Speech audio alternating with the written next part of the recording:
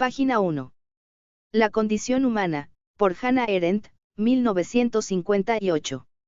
El presente libro es un penetrante estudio sobre el estado de la humanidad en el mundo contemporáneo, contemplada desde el punto de vista de las acciones de que es capaz. En este sentido, no ofrece réplicas a ciertas preocupaciones y perplejidades que ya reciben respuesta por parte de la política práctica, sino que propone una reconsideración de la condición humana desde el ventajoso punto de vista de nuestros más recientes temores y experiencias. De ahí que lo que plantea sea muy sencillo, nada más que pensar en lo que hacemos. Así pues, limitándose de manera sistemática, a una discusión sobre la labor, el trabajo y la acción, los 3 capítulos centrales de la obra, el libro se refiere únicamente a las más elementales articulaciones de la condición humana, a esas actividades que tradicionalmente se encuentran al alcance de todo ser humano. Mientras que la labor se refiere a todas aquellas actividades humanas cuyo motivo esencial es atender a las necesidades de la vida, comer, beber, vestirse, dormir, y el trabajo incluye todas aquellas otras en las que el hombre utiliza los materiales naturales para producir objetos duraderos. La acción es el momento en que el hombre desarrolla la capacidad que le es más propia, la capacidad de ser libre. Todos estos rasgos dibujan una concepción del hombre rigurosamente incompatible con los totalitarismos, y que a su vez permite sentar las bases para una nueva idea de la historia en la que depende de los propios hombres que ésta aparezca como una contingencia desoladora, es decir, que en cualquier momento podamos regresar a la barbarie. A la vez análisis histórico y propuesta política de amplio alcance filosófico. La condición humana no solo es la clave de Hannah Arendt, sino también un texto básico para comprender hacia dónde se dirige la contemporaneidad. 0.0. Introducción. Hannah Arendt, pensadora del siglo. Algo se mueve alrededor de Hannah Arendt, ¿qué es? Sobre el papel no debiera sorprender el creciente interés que viene despertando su obra en los últimos tiempos. Poco tiene de extraño que, ante la crisis de la política y de la filosofía de la historia, muchos hayan vuelto su mirada hacia esta pensadora audaz, difícilmente encasillable en ninguna escuela filosófica, pero al mismo tiempo capaz de percibir eso de más valor, la vida, la muerte, el absoluto, que se halla en juego en el corazón de las cuestiones históricas y políticas concretas. Si a ello le unimos la complejidad del personaje mismo, pensadora, mujer, judía, un inicial cuadro explicativo del fenómeno parece quedar completado. Pero hay algún que otro dato resistente al esquema. Por ejemplo, el de que la casi totalidad de textos de Hannah Arendt llevaba años publicada. Sin que quepa argumentar, ni remotamente, que hasta hace poco su aportación había pasado desapercibida.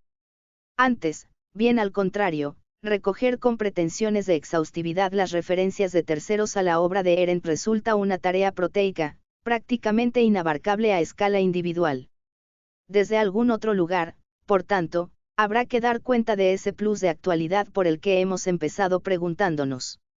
O quizá la clave esté precisamente en el lugar. Elizabeth Young-Bruel ha propuesto leer la entera evolución de su pensamiento utilizando una categoría que la propia Arendt utilizó en uno de sus primeros textos, Rahel Varnhagen, Vida de una judía, la categoría de paria. Puede argumentarse, y no sin parte de razón, que con ella Hannah Arendt solo pretendía dar una concreta respuesta teórica y política al nacionalsocialismo. Pero queda claro desde el mismo texto que el alcance de la categoría es considerablemente mayor. Rahel siempre fue una judía y una paria. El hecho de mantenerse fiel a ambas cosas es lo que le ha dado derecho a ocupar un lugar en la historia de los europeos. El paria es mucho más que un apátrida, que un desarraigado, es un outsider. La figura completamente opuesta a la revista, al parvenu, quien a su vez no se limita a ser un mero escalador social.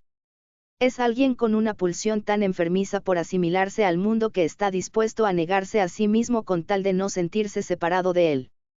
El que nosotros hoy podamos utilizar la biografía de Rahel Varnhagen como una metabiografía de Hannah Arendt es un dato de partida, no de llegada. La obra, tal vez la más íntima y subjetiva de nuestra autora, allí donde se pregunta, barruntando el horror que se acercaba, ¿cómo es posible vivir en el mundo, amar al prójimo, si el prójimo o incluso tú mismo no acepta quién eres? Constituye una auténtica búsqueda de identidad por persona interpuesta, pero también el inicio de una aventura de pensamiento a la que solo la muerte de la autora pondrá fin. La veracidad en este caso proporciona, por tanto, una clave solo parcial del sentido. A partir de un cierto momento, la función teórica de la categoría de paria deviene otra. Perderá parte de su ropaje descriptivo para pasar a designar una perspectiva, un lugar teórico, una mirada que no se incorpora al paisaje, o, Wittgensteinianamente, un ojo que no forma parte del mundo, pero constituye orden a lo mirado, no únicamente para el conocimiento sino también para la vida.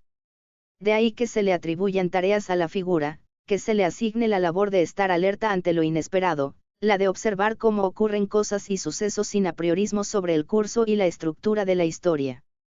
La evolución del pensamiento de Hannah Arendt, glosada por Paul Ricoeur como, de la filosofía a lo político, se deja caracterizar entonces como el tránsito desde su experiencia particular a un discurso general acerca de las condiciones para la acción y acerca de la naturaleza del juicio o, con otras palabras, desde su personal idea de la condición de paria a una teoría de lo público. El hecho de que Hannah Arendt se viera obligada, por causa de su origen judío, a emigrar a principios de los 40 a Estados Unidos como tantos otros compatriotas suyos, por lo demás concede a su texto Los orígenes del totalitarismo, que duda cabe, un especial atractivo. Entre otras cosas, coloca a la autora en la tesitura de medirse con alguna de sus afirmaciones. Por ejemplo, con las que, aproximadamente por las mismas fechas 1948 en que escribía dicho libro, hacía a propósito de los intelectuales, el anticonformismo social, como tal, ha sido y siempre será el distintivo de los intelectuales. Para un intelectual, el anticonformismo es casi la condición sine qua non para su realización. No fue el suyo, definitivamente, el texto esperable desde una simplista perspectiva ad hominem. Hubo quien saludó su publicación, es cierto, como una contribución al discurso de la Guerra Fría, por aquel entonces característico del antitotalitarismo norteamericano. Y hay que decir que tanto el tono general del libro como su afirmación de que las formas nazi y comunista de gobierno totalitario eran esencialmente las mismas parecían dar la razón a estos intérpretes. Pero el lector perspicaz puede percibir en las preguntas, de inequívocas resonancias kantianas, que se formulan en el texto, ¿qué ha sucedido? ¿Por qué sucedió? ¿Cómo ha podido suceder? El alcance que Hannah Arendt pretende dar a su análisis. Del que se desprenderá que para ella el totalitarismo no es solo un fenómeno histórico de decisiva importancia sino también una categoría de explicación filosófica.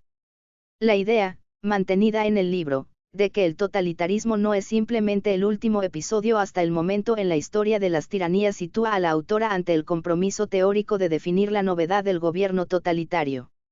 En principio, dicha novedad podría formularse así. Lo específico del totalitarismo viene dado por el protagonismo de las masas, el cual, a su vez, tiene su raíz en una determinada experiencia, característica del mundo contemporáneo. Bajo la propuesta parecen operar, si bien desigualmente, por lo menos dos elementos diferenciales. De un lado, el tema, tan propio de la sociología europea de entreguerras, del surgimiento de lo que se perfila como un nuevo sujeto histórico y de sus relaciones con las élites. De otro, el uso, cuyo origen benjaminiano hará explícito Hannah Arendt en su introducción a Iluminaciones, del concepto de experiencia para dar cuenta de determinadas dimensiones de la vida colectiva. Para Benjamín, como es sabido, el sentido no puede ser generado por el trabajo, sino a lo sumo sufrir transformaciones dependientes del proceso de trabajo. Esta autonomización del sentido, y, por tanto, de la interpretación de la experiencia, respecto del proceso productivo, que resultará absolutamente central cuando Arendt plantee el tema de la revolución, desarrolla una particular eficacia en esta obra. Porque uno de los rasgos del totalitarismo es justamente que en el todo se presenta como político, lo jurídico, lo económico, lo científico, lo pedagógico. De este rasgo se sigue en cierto modo un segundo, el totalitarismo aparece como un régimen en el que todas las cosas se tornan públicas. Ambos deben ser entendidos en sentido fuerte, como desarrollo de la novedad enunciada. La experiencia en la que se funda el totalitarismo es la soledad. Soledad es ausencia de identidad, que solo brota en la relación con los otros, con los demás. El totalitarismo se aplicará sistemáticamente a la destrucción de la vida privada, al desarraigo del hombre respecto al mundo, a la anulación de su sentido de pertenencia al mundo, a la profundización en la experiencia de la soledad. Se entenderá ahora mejor uno de los reproches mayores que Hannah Arendt le dirige al totalitarismo, a saber, el de ser un individualismo gregario, comprimidos los unos contra los otros, cada uno está absolutamente aislado de todos los demás. La soledad, que hace referencia a la vida humana en conjunto, encuentra en la vida política totalitaria su complemento obligado en el aislamiento. La crítica del libro va dirigida específicamente contra la pretensión, propia de los movimientos totalitarios, de organizar a las masas. De ahí el matiz que se añade a continuación, no a las clases, como los antiguos partidos de intereses de las naciones-estados continentales, no a los ciudadanos con opiniones acerca de la gobernación de los asuntos públicos y con intereses en estos, como los partidos de los países anglosajones. Lo que define a las masas es precisamente ese ser puro número, mera agregación de personas incapaces de integrarse en ninguna organización basada en el interés común. Las masas carecen de esa clase específica de diferenciación que se expresa en objetivos limitados y obtenibles. Se puede analizar el totalitarismo, evidentemente, por otra vía. Enfatizando, por ejemplo, los instrumentos fundamentales de los que se sirve el poder totalitario. Se destaca entonces el terror, la mentira, la identificación de control con seguridad y con falta de novedad, etc. Dimensiones ciertamente reales en una sociedad totalizada, pero que en ningún caso deben dejar sin analizar lo que a Hannah Arendt verdaderamente importa, la lógica profunda del totalitarismo, que permite pensar tales dimensiones como efectos. Cuando se accede a ella, lo que aparece como núcleo básico de su estructura de funcionamiento es el mal radical, un mal sin confines. Que todo puede ser destruido es un ejercicio de demostración de la apuesta básica del totalitarismo, todo es posible. Así debe entenderse el hecho de que el terror del campo de concentración aparezca como arbitrario. Cualquier restricción implicaría poner límites al principio fundamental. Dos hombres normales no saben que todo es posible. David Rosset. El círculo se va estrechando, masas impotentes, porque una de las consecuencias del aislamiento es la incapacidad para actuar, se actúa entre y con los demás, y la falta de poder. El poder persiste mientras los hombres actúan en común, desaparece cuando se dispersan, ha escrito, arendtianamente, Paul Ricoeur, afirmando sin restricciones que todo es posible, masas incapaces de proponerse objetivos obtenibles afirmando que el mundo está en sus manos. La conclusión de Arendt ya no es un juicio de intenciones, el totalitarismo busca, no la dominación despótica sobre los hombres, sino un sistema en el que los hombres sean superfluos. Es por todo ello por lo que no incurre en el error, tranquilizador en el fondo, de considerar el nazismo y a los nazis, por extensión como una patología de la historia. Su opinión acerca de Eichmann resulta, a este respecto, absolutamente inequívoca. En 1961 Hannah Arendt recibió de la revista americana The New Yorker el encargo de informar sobre el proceso contra el dirigente nacionalsocialista. Su contacto personal con él no hizo otra cosa que reafirmar sus convicciones. Me impresionó la manifiesta superficialidad del acusado, que hacía imposible vincular la incuestionable maldad de sus actos a ningún nivel más profundo de enraizamiento o motivación. Los actos fueron monstruosos, pero el responsable, al menos el responsable efectivo que estaba siendo juzgado, era totalmente corriente, del montón, ni demoníaco ni monstruoso. Nada hay de sorprendente, ni mucho menos de provocador, en estas afirmaciones, que se limitan a ser mera aplicación de las categorías. Ese hombre del montón es un hombre de la masa, y la característica principal del hombre masa no es la brutalidad y el atraso, sino su aislamiento y su falta de relaciones sociales. Las mismas categorías que autorizan a Hannah Arendt a aquella otra afirmación, tal vez algo más concluyente, el padre de familia, escribirá, es, el gran criminal del siglo. Obviamente, todas estas tesis deben ser puestas en conexión con las que, años más tarde, desarrollará en otro de sus textos clásicos, sobre la revolución.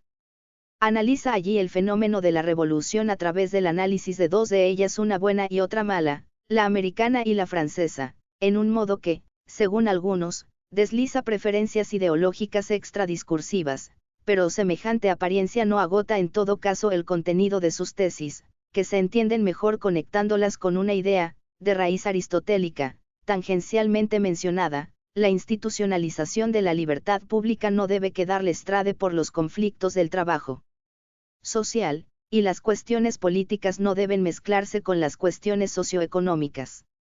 Es este mismo convencimiento el que opera a la hora de reflexionar sobre el poder. Según Arendt, el fenómeno fundamental del poder no es la instrumentalización de una voluntad ajena para los propios fines, sino la formación de una voluntad común en una comunicación orientada al entendimiento. El poder se deriva básicamente de la capacidad de actuar en común. Esa opinión en la que muchos se han puesto públicamente de acuerdo significa poder en la medida en que descansa sobre convicciones, esto es, sobre esa peculiar coacción no coactiva con que se imponen las ideas, y en que se regula mediante un vínculo institucional reconocido. La distancia que separa esto de las formas criticadas de organización de la política es la misma que en el terreno de los conceptos separa el de poder del de violencia. Así, pues, desde los trabajos posteriores a los orígenes, queda descartada una interpretación de la posición de Hannah Arendt que tal vez la exclusiva atención a este libro podía haber propiciado, aquella interpretación según la cual sus análisis implican una defensa a contrario de alguna variante del discurso individualista de tinte liberal conservador, tal y como tienden a entenderse hoy en día estos términos. Ahora vemos que nada hay de apología del individualismo o de la privacidad en su propuesta. De hecho, critica vehementemente el privatismo instaurado en las sociedades modernas. Aludiendo al mundo griego, la autora de La condición humana ha dejado claro en el texto su modelo: la esfera pública estaba reservada a la individualidad, se trataba del único lugar donde los hombres podían mostrar real e invariablemente quiénes eran. Hannah Arendt entiende la política en tanto que disciplina que tiene como su telas un fin práctico, la conducción de una vida buena y justa en la polis. Habermas ha sido justo al definirla como una convencida demócrata radical, definición que acaso no entre del todo en conflicto con la que propone su biógrafa Elizabeth Young-Bruel, al elogiar la vigorosa imagen de conservadurismo revolucionario ofrecida por nuestra autora. De cualquier forma, ambas definiciones son solo acercamientos, intentos de caracterización de un punto de vista que, por definición, se resiste a ser homologado. Arendt era una paria también en materia de pensamiento y nunca quiso abandonar esa condición para convertirse en una parvenue, para reconciliarse finalmente con un mundo que nunca había sentido como propio. Sus textos aludidos proclaman esa extrañeza, en un caso bajo el registro del horror, en el otro bajo el de la decepción. Ni hombres masa, ni revolucionarios convertidos en parvenus. Ni el espanto ante la insaciable voracidad del mal, ni la tristeza ante una revolución sistemáticamente incapaz de conservar su legado. Hay discurso para este punto de vista. La frágil tesis que sostiene esta introducción es la de que, en efecto, lo hay y que se encuentra precisamente en la condición humana. Porque es precisamente aquí donde se encuentra la clave última que convierte en inteligibles aquellos textos, el espacio teórico donde se hace más visible el entramado de convicciones y apuestas desde el que fueron pensados, el conjunto de argumentos que antes nos permitió afirmar que el totalitarismo es en el fondo una categoría filosófica. Como el lector puede comprobar, el texto de Arendt se halla dividido en tres partes: labor, trabajo y acción, correspondientes a las tres actividades fundamentales bajo las que se ha dado al hombre la vida en la tierra. Es en la tercera donde más claramente se percibe la diferencia cualitativa que separa al hombre del resto de la naturaleza. Mientras que la labor se refiere a todas aquellas actividades humanas cuyo motivo esencial es atender a las necesidades de la vida, comer, beber, vestirse, dormir, y el trabajo incluye aquellas otras en las que el hombre utiliza los materiales naturales para producir objetos duraderos. La acción es el momento en el que el hombre desarrolla la capacidad que le es más propia, la capacidad de ser libre. Pero la libertad de Hannah Arendt no es mera capacidad de elección, sino capacidad para trascender lo dado y empezar algo nuevo, y el hombre solo trasciende enteramente la naturaleza cuando actúa. En el concepto de acción quedan subrayados tres rasgos: el hecho de la pluralidad humana, el hecho de que no un hombre, sino muchos hombres viven sobre la tierra, por decirlo con sus mismas palabras, la naturaleza simbólica de las relaciones humanas y el hecho de la natalidad en tanto que opuesto a la mortalidad. Con otras palabras, la intersubjetividad, el lenguaje y la voluntad libre de la gente. Los dos primeros rasgos dibujan una concepción del hombre rigurosamente incompatible con los totalitarismos.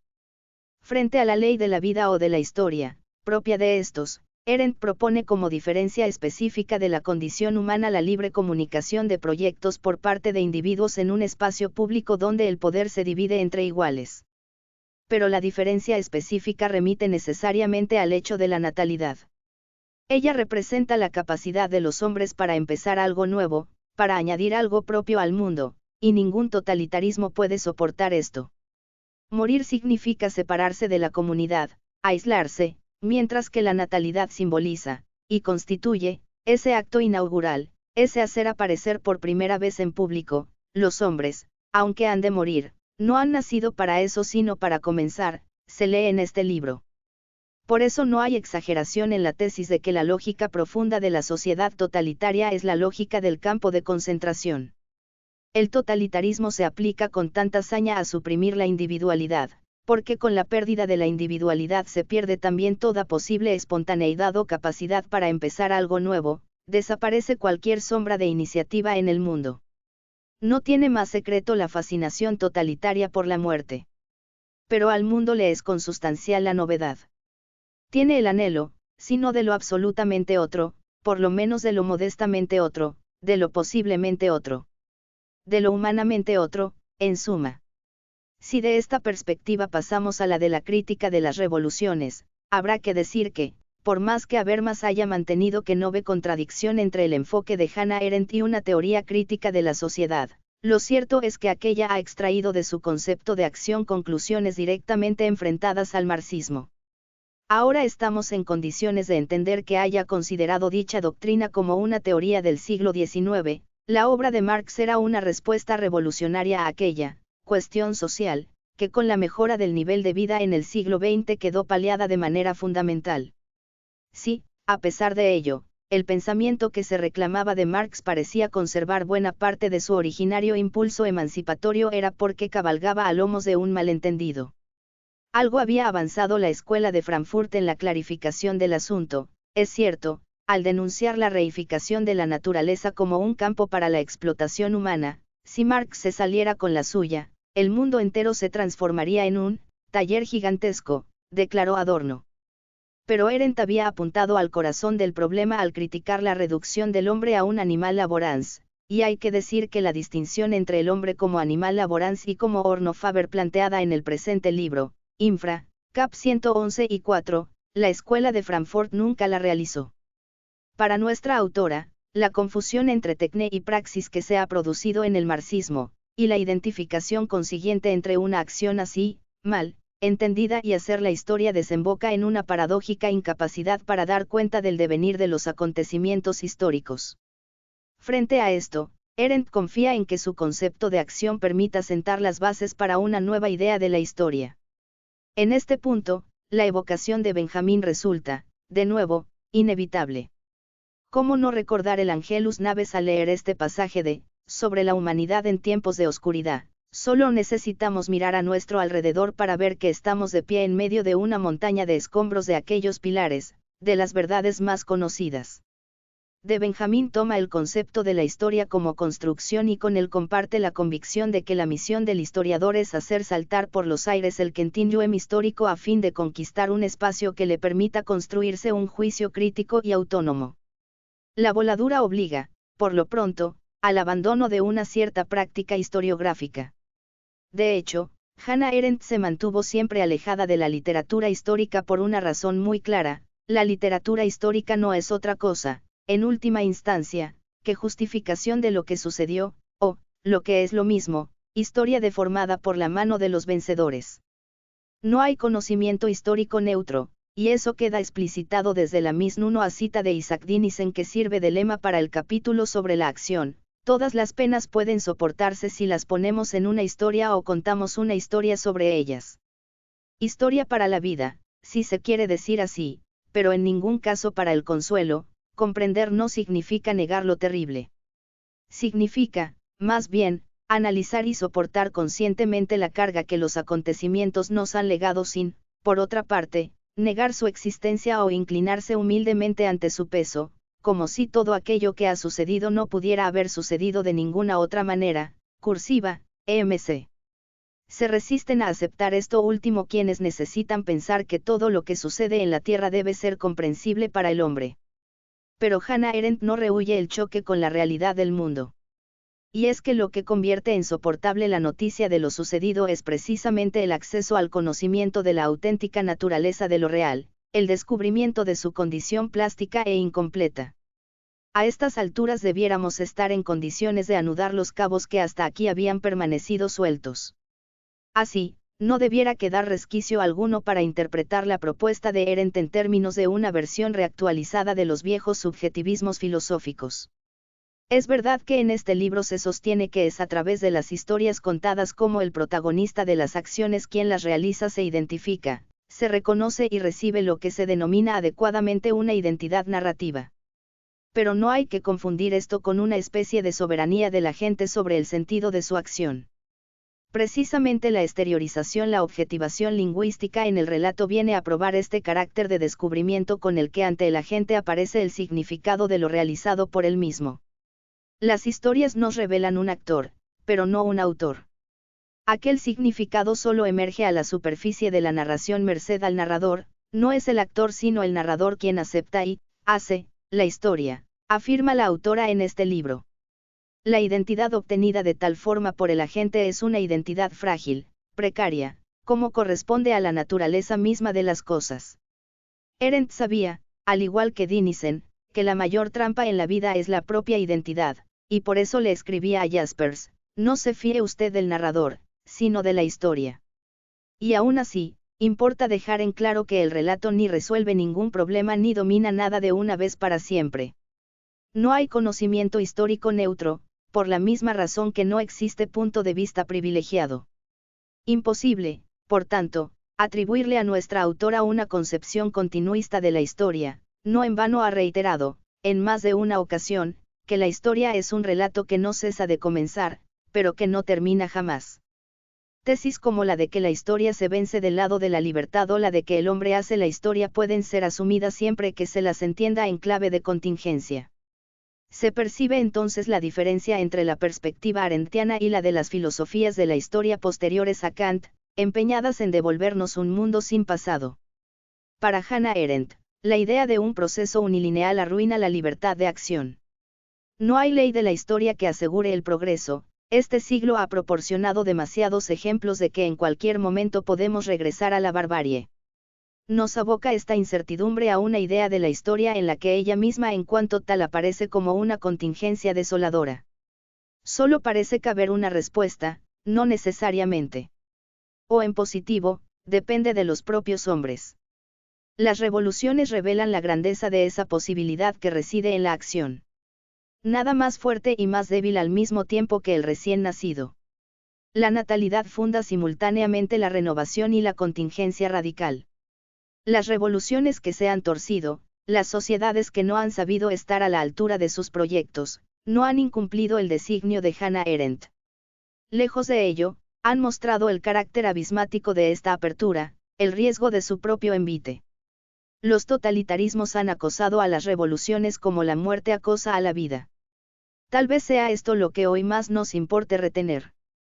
Hay revolución allí donde triunfa la acción, en el mismo sentido en que hay totalitarismo allí donde se conculca el derecho humano fundamental, la libertad de acción. No es este un tiempo de certezas, sino de enigmas o, como decía Tocqueville, el pasado ya no ilumina el porvenir, el espíritu humano camina entre tinieblas. El pasado, bien pudiéramos decir, parece acordarse de nosotros. Hannah Arendt se anticipó con verdad a nuestra mentira dominante, ninguna acción consigue la meta que se proponía. Pero nunca extrajo de esta convicción conclusiones desoladoras o derrotistas. No dio por muerto lo que no entendía, ni se declaró desencantada ante lo nunca alcanzado. Le alimentaba el orgullo de pensar. Manuel Cruz, Universidad de Barcelona, Barcelona, diciembre de 1992. Página 22.